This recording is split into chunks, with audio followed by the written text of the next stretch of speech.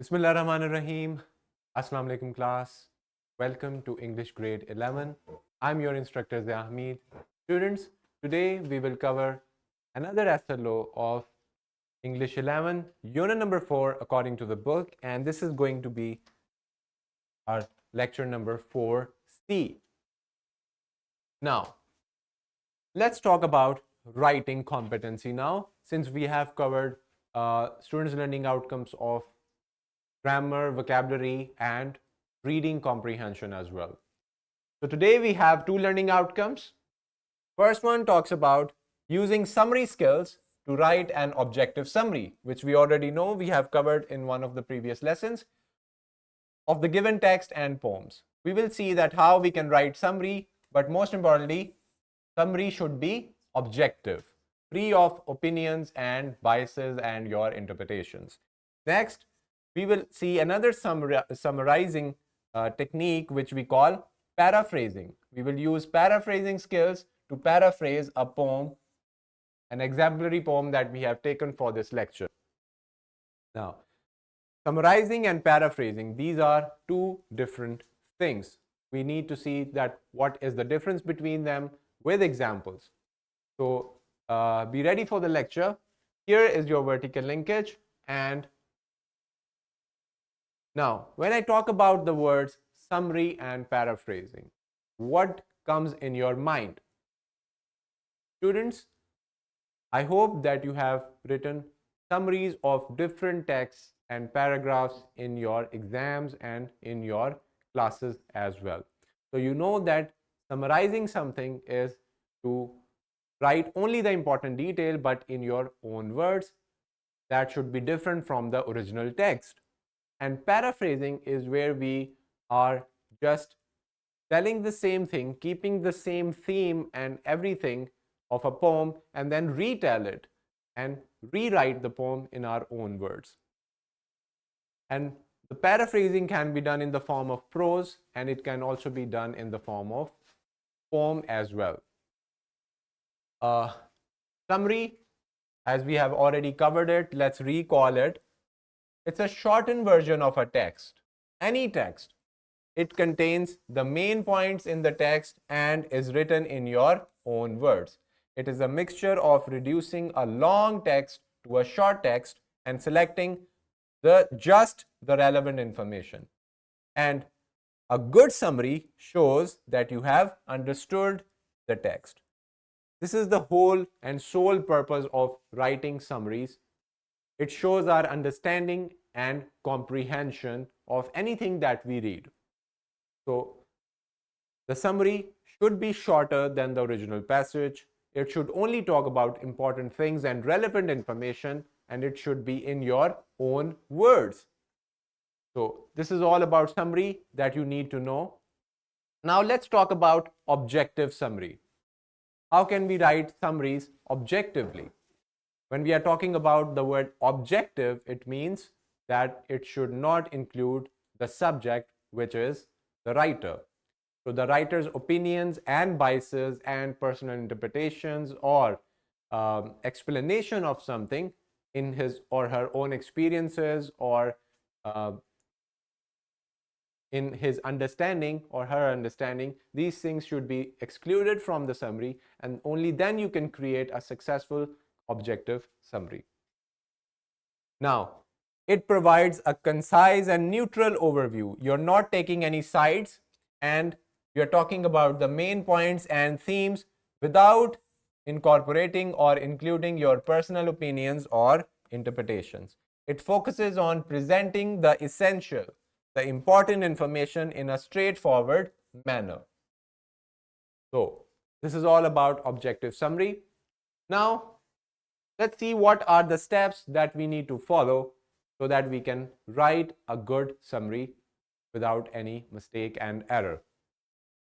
First, you will read the poem or any text carefully. Read the poem multiple times to fully understand it, to fully understand all the literary devices, implied and surface level meaning.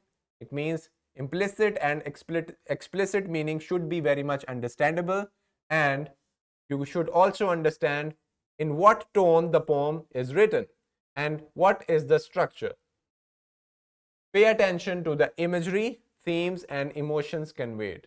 Yes, this is a poetic device, a literary device called imagery, where you have to completely understand it and understand each and every sense that it is triggering.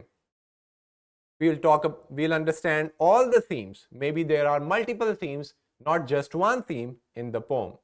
And also the emotions that are conveyed in the poem. Identify the main idea. Determine the central theme or message of the poem. What is the poet trying to express?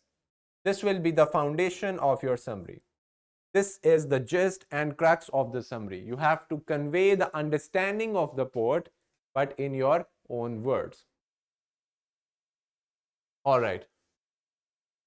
Then you will paraphrase, which means that you will rewrite the poem's main ideas and themes in your own words. Avoid using direct quotes unless they are particularly impactful. So quoting directly the poet is a big no when we are writing summaries, only if they are very much important.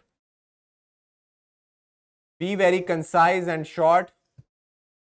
Then structure your summary, organize it in a logical manner, and you can talk about first the title, then the author or the poet, then you will give a brief overview of the poem's main idea, and then touch on key themes and elements. This is the flow that you're going to follow. Title, author, then the themes, and then your other elements as well, or relevant details and information.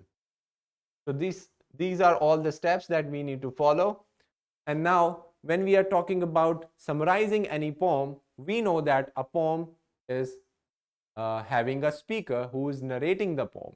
Either he or she is a part of the poem or not, that is another case. But first we will identify who is the speaker in the poem. Is it the narrator itself, him or herself, or is it the character? So we need to identify the speaker of the poem. Then we will talk about the setting. Setting includes where and when does the poem take place. What was the environment, the setting, and the year, the day, the month, the season, the surrounding, everything will be mentioned in your setting. So you have to note not only the speaker but also the setting of the poem. Then you will talk about the tone. What is the attitude of speaker towards the subject? Is he a pessimistic kind of person? Is he an optimistic with positivity? Is he having a negative or positive take on any subject? So we can also see if the tone is sad, happy, encouraging, or depressing, and all of these different emotions can become the tone of the speaker. Next one is imagery and symbols. If there are imagery and symbolism used throughout the poem, we need to identify them. What are the images the poet is trying to send in our minds? What are the mental pictures and images that he or she wants us to visualize? So there can be symbols that are representing some ideas. So we need to follow all these key elements, and only then you can write a very good summary. The first thing is to comprehend each and every element of the poem. All right. I hope that you have understood at this point that these things are very much important. Here is a poem by a very famous poet, a female poet, Emily Dickinson. It is called, the title is, which is also the first line, first verse of the poem, Hope is the thing with feathers. Hope is the thing with feathers that perches in the soul and sings the tune without the words and never stops at all. And sweetest in the gale is heard, and sore must be the storm that could abash the little bird that kept so many warm. I've heard it in the chilliest land and on the strangest sea, yet never in extremity it asked a crumb of me. Now, this poem talks about hope. It's a take of Emily Dickinson, which, as we know, if you don't know, then let me tell you that she has a different take of subjects, on any subjects and on life as well. So, all right, let's try to write the objective summary. Obviously, the poem is very much uh, is talking about a very deep message and understanding. Uh, Emily Dickinson's poem "Hope is the Thing with Feathers" actually talks about, and it compares hope to a bird that resides in the soul. So this is a literary device, a poetic device, and this is a metaphor. The bird sings continuously even in the face of difficulties, and its song is most comforting during storms.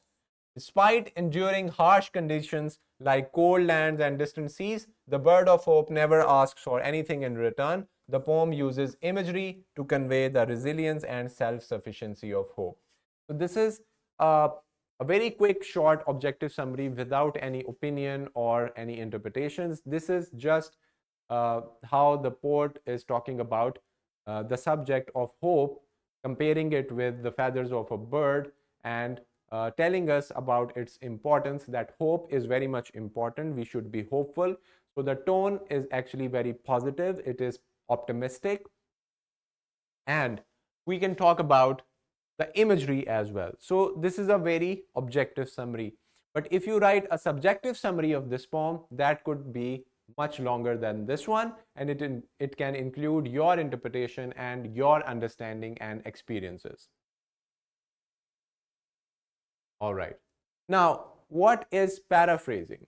You must have heard this question, that paraphrase a poem, paraphrase this stanza or that stanza. So, how do we do it? Let's understand what paraphrasing is.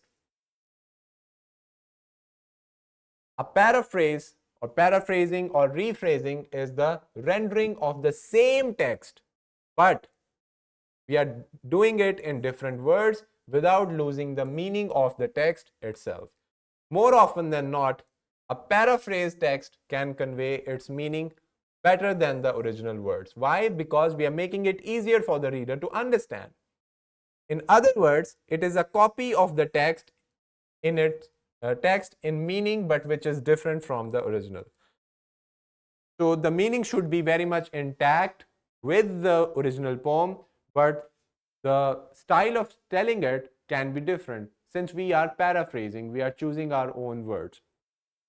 And the paraphrase version of the poem is very easy to understand. So if you have difficulty or trouble with any poem that is difficult to understand, you can look for the paraphrased version, the paraphrasing of the poem, and you can understand it quickly. All right, so there are two ways of paraphrasing a poem. We can paraphrase it in the form of a prose, like a paragraph, like a very short passage, or we can also paraphrase the poem in the style of a poetry. Let's go through the first one. The first way is to describe the poem in detail using prose or non-poetic text to give readers a sense of what the original is like. Students employ this method of paraphrasing for academic writing assignments that call for both direct quotes and paraphrased prose in order to analyze a poem. So this is when you are writing a paraphrase version of the poem, but in the style of a prose. Now, second is when you are rewriting the poem line by line or stanza by stanza, keeping the structure intact and aligned. You are writing stanzas and lines, but you are changing your words in a poetic style. We are going to do it in a poetic style. We are going to take care of the rhythm as well, retaining the ideas, themes, and structure of the original, but using our own new words, or we can also use metaphors. Paraphrasing a poem in this way can teach aspiring poets about advanced techniques and acts as a helpful creative practice. So if you are someone who wants to write poems, the best thing to do is take a poem and paraphrase it in a poetic style. You can paraphrase the poem line by line, verse by verse, or stanza by stanza as well. And in this way, you will get a very close encounter with writing poetry. So this is about the prose, and the second one is about writing the paraphrased version in a poetic style. Now, this is an example of a prose paraphrased version of the poem by Emily Dickinson called Hope is the Thing with Feather. In the first stanza, Dickinson compares the concept of hope to a bird, relentlessly singing and sitting atop our soul rather than a tree.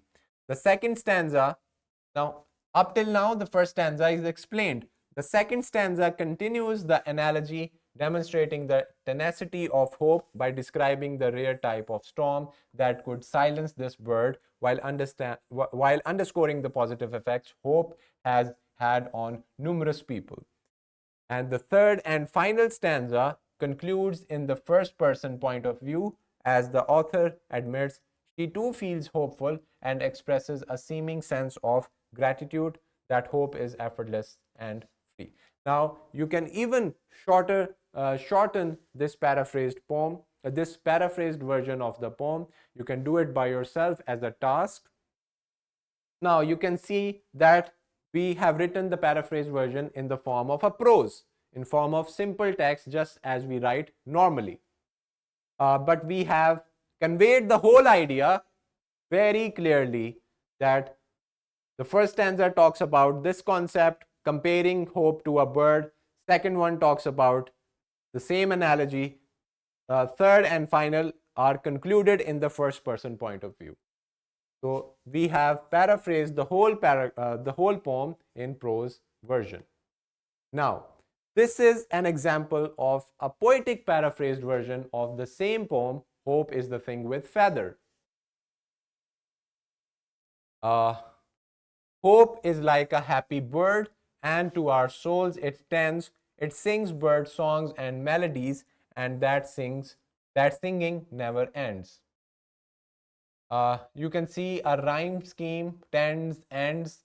So this tells us that this is the whole gist of the poem, Hope is the Thing with Feather, but it is written in a stanza with your own words, but the message is very much clear. And we have also followed the rhythm and also a rhyme by writing, when we are writing this poetic version of the paraphrasing of the poem.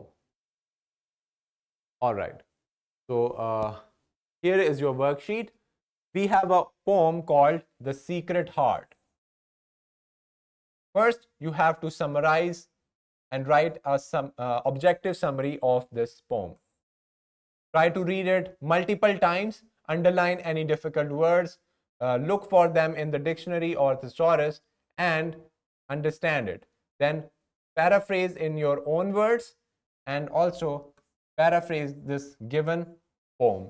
You can paraphrase in both ways, in the form of prose and also in the form of poetry. Now, this is your task. This is the worksheet that you need to solve. And in this way, students, we have successfully covered the students' learning outcome. I hope that now you are clear about writing a summary, which is a different thing, and paraphrasing any poem, which is a different thing. And you can do the paraphrasing of poem in two types. One, you can write in the form of prose, and second is that you can write in the form of poetry. So,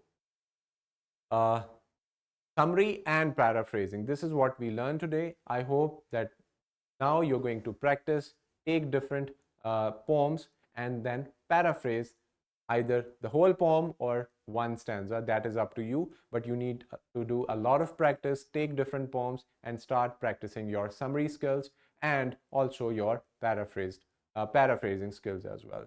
I hope, students, that now you've understood it. If you have any kind of question, you can ask. All right.